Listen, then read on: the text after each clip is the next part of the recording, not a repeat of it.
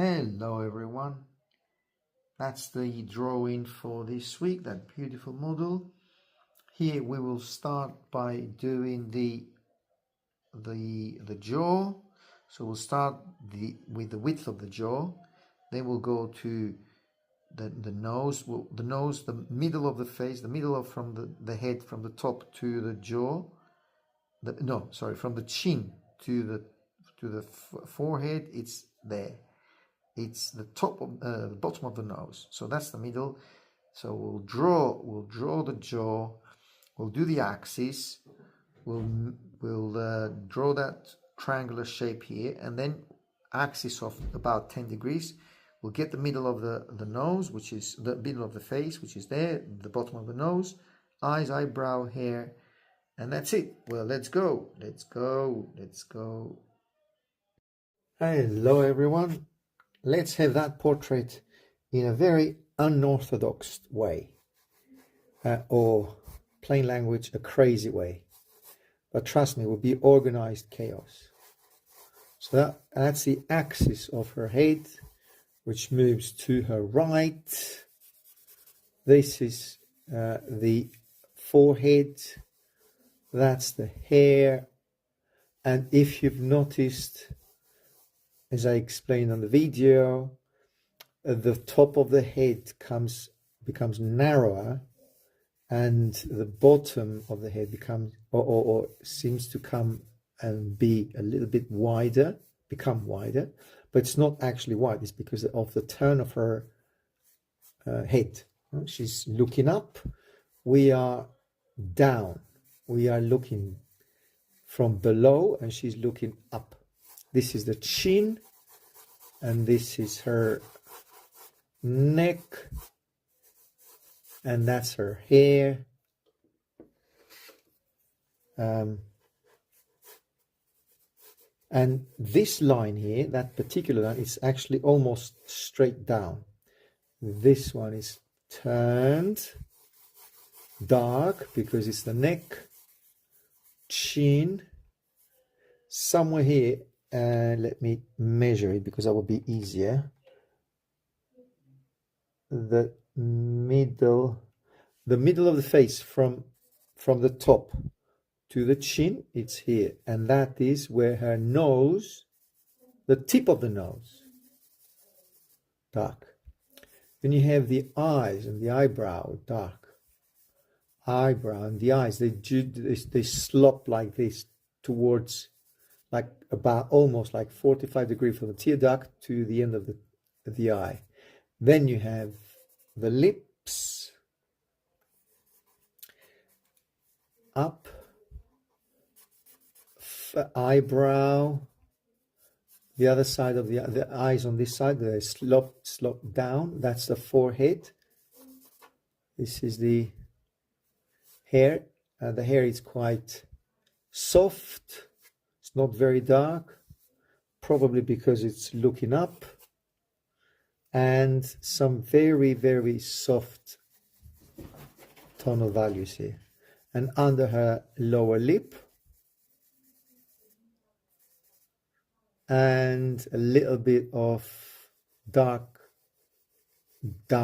shadow of the hair on above her cheek. Here I have again the eyebrow. This is the turn of her here. That's the side of the head, the limit where the head stops and the hair starts.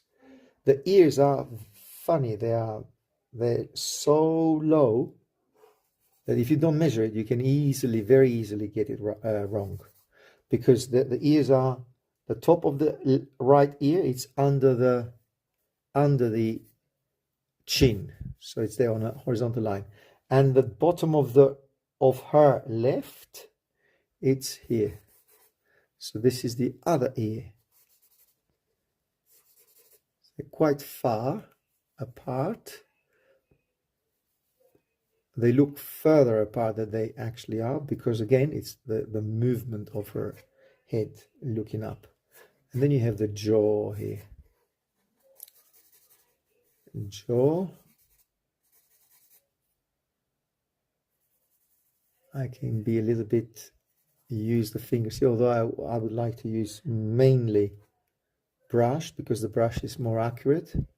Flies. Summer here. Flies are everywhere.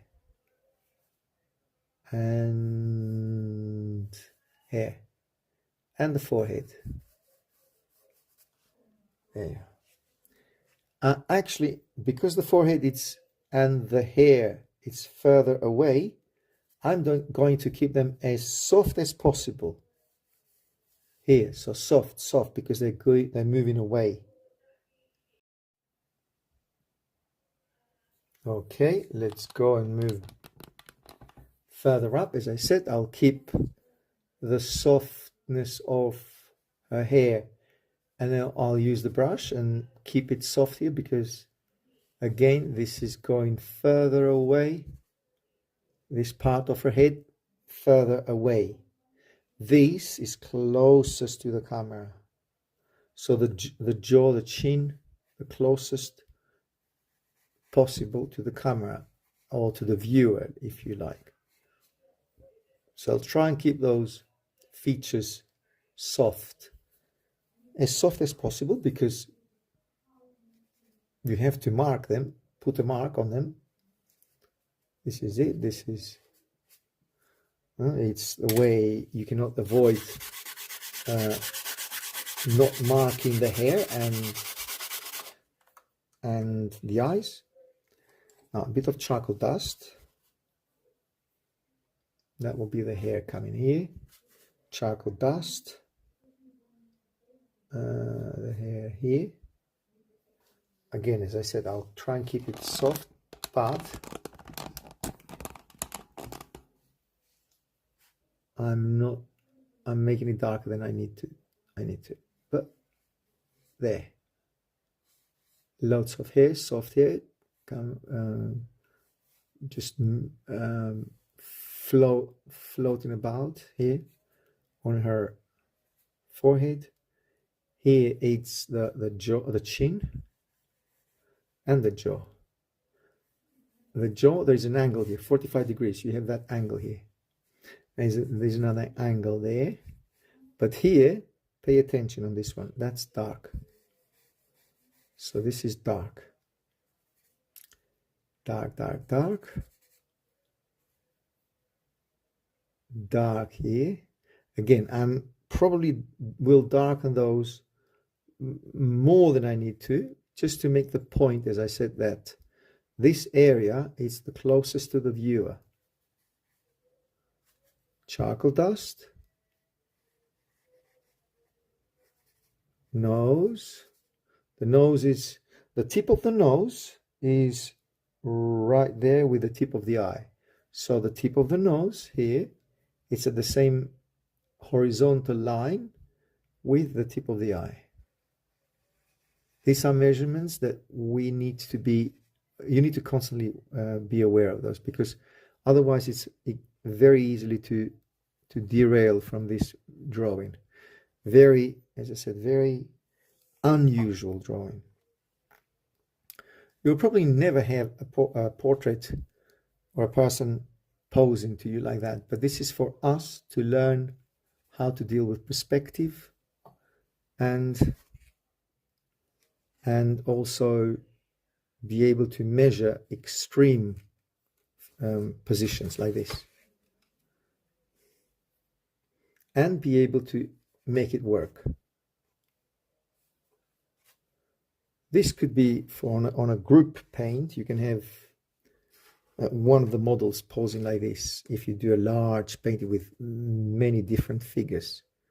But again, might never happen, but it's just an excellent exercise for us. I never happened to, or never needed to do a painting, a large painting or a large drawing of different people, but it's good to know. It's like the maneuvering of driving a car fast or on a narrow road and be able to reverse, which you probably never do. or you never get into that, but if you get into that position, then you need to be able to navigate. And this is the extreme position that I'm taking here. But it's a nice exercise. Very running 100 meters fast, which you probably never need to do. Yeah. Soft, soft, soft, soft, softer. Now coming back again and brightening the areas that they need to be brightened. So I'm actually using the brush,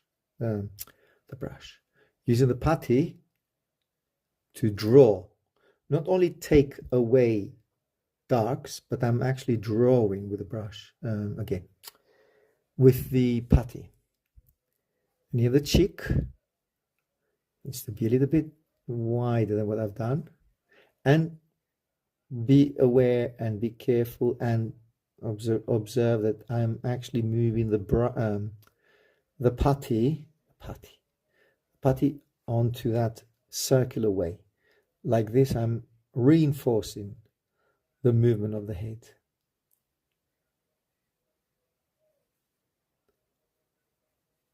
In the neck, and the widest part of the face is this one. It's where the face meets the ear. The ear, it's a lot less brighter than the light on her face. So I'm not using the putty, I'm using my fingers here. See, I'm cleaning the finger with the putty and then using the finger instead of the putty. Again, cleaning it with the putty. Coming back here, I don't need to use the putty because, again, the putty is too powerful. Will take away lots of darks. So again, using my finger to work with the ears. There. And again, softer, softer. Before I use the putty, I'm trying to take away the bulk of the darks with my finger, or fingers, plural, many fingers. Sometimes middle finger, index finger, ring finger, they are cleaner. So you clean them on the putty and then you go like that and then use them wherever it's needed. Again, here I'm shaping the turn of her head, which moves more to the right like this. There. And shaping the hair like that, shaping the forehead more like this, like this, looking at the main picture and then moving it up. The top of the forehead is right here. And then in between the the hair, there's some light coming through. Very little, but there is. And then in between the hair and the shadow of the hair, there is this area here, there. And up here, that's where the nose finishes. So the root of the nose here, tip of the lip.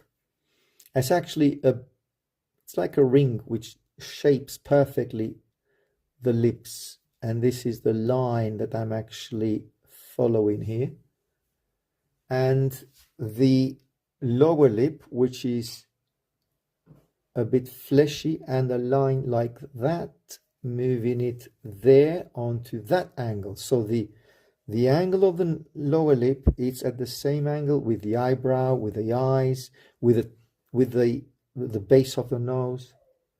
They have to be lined, otherwise we have a very distorted picture then, which is not the best drawing, but I'm trying to get the angles first. And I will leave it at a sketch because I don't want to get too detailed with this one.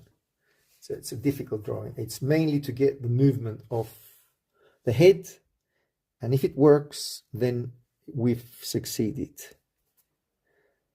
That line soft here, and then a lighter tone here at the top, and brighten it up like this, right on the tip of. Let's go and do and shape the nose again. There, tip of the nose and the side of the nose here. Again, it's a little bit higher, the tip of the nose higher. And forehead, you remember I said forehead? There, the tip of the forehead is there with a putty. That needs a little bit of a putty rubber. Otherwise, I won't be able to clean that up because I've darkened it quite a bit with my fingers. And then here I need to cut the eyebrow because they're too close. And also it looks like she's a little bit upset because that's my mistake. I should have raised the eyebrow a little bit more, like that, go in a straight line, and I lower it, and that's what makes her look a little bit not in a good mood, let's put it this way. Okay, now, but these are the things that they change for good. These little details, they change for good the portrait. And that's why they're so important to get it right. I mean, you might want to leave her with a little bit of a moody, let's say, moody,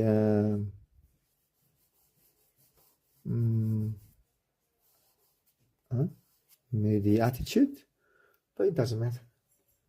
You can choose to do that, or you can not do, or you don't have to do that, or you might want to do that and then create your own portrait of let's call her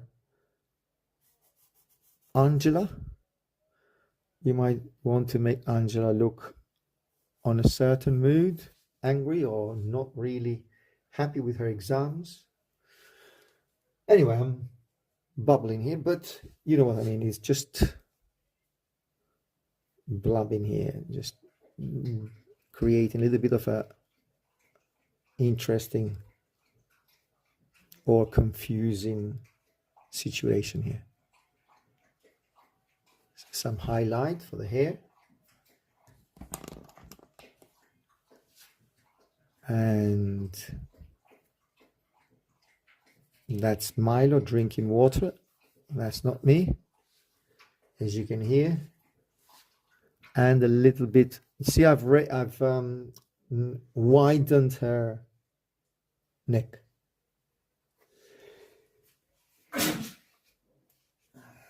No, that was me. Okay. And a little bit wider here on the jaw. Wider. But soft. Soft lines. And the I start doing the lower lip here. I start drawing it, but then I got involved with other things and then let it slip a little bit. Now, the eyebrows are quite thin, especially the end of the eyebrows, very thin. So I'm trying to bring it back, bring the white of the eye a little bit lighter. But you know what we're saying, the white of the eye is not actually white, but it looks white there, one. And the other one here. And the tear duct here. Again, shape the lower lip. Again, I'm not happy with the lower lip, the way it looks. That was too much. You need to do it as bright as that. Here I have a muscle, the muscle of the mouth. Now come back with some charcoal and be a little bit more precise here. First of all, before I go with the charcoal and be precise, let's shape where the nose ends. I mean the base. I'll on the next video I will try and do and go fast, because now it's very technical. It's about getting right. The shape is there. I mean, right or wrong, the shape is there now. Unfortunately, it's not the best drawing, but it's well proportioned. I got the movement. The eyes are a bit not good. Can I say that? The eyes are a bit not good? No. The eyes are not well drawn, but this is why I'm sticking a little bit more on the eyes. And the white of the eye, it makes it very scary. And this is where the problem is. Do you remember that I said the white of the eye, it's not actually white? So it's a bit scary the way I've done it. So going a little bit and making the eye less bright. Tear duct is actually closer to the nostril. The shape of the upper lip is very particular, moving just a bit upwards. Lower lip here. I mean the side of the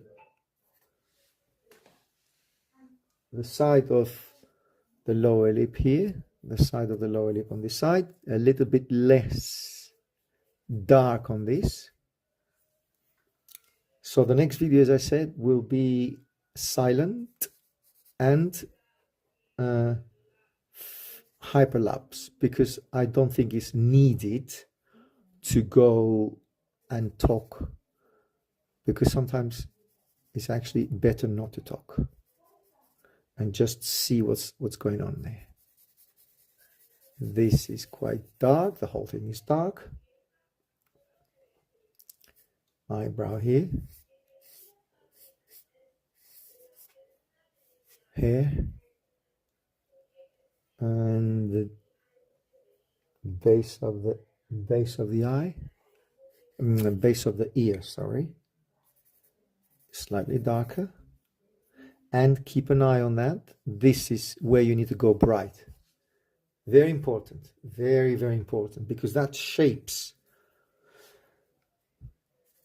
It's like a vase. Vase in English. Vase in American. Yeah, vase. It's like a vase. You need to keep the base of the vase shaped properly, because the vase will not make sense. Now, on people it's slightly different, because on people the shape of the jaw, or any shape, let's say both eyes, if you flip them together and you have separated them on a very precise and equal way, they will not flip at the same angle, or they will not be 100% matching each other. So in that case, the vase, or the jaw in that case, not the vase, it's not 100%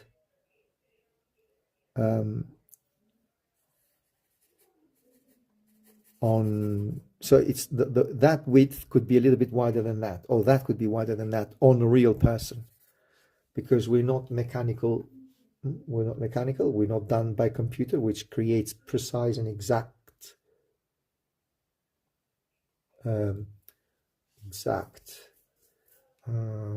images or products. We are organic, and organic means different shapes and sizes, even on the same face. Now, of course, you know that. I don't have to tell you that, but it's just to remind ourselves that chasing precision on a portrait it's a little bit, you lose the momentum and you lose the beauty and the biology of the real human being. So you cannot make it precise. Plus, it's easier not to be precise. So you can justify yourself doing a imperfection there. So the hair will just come down here.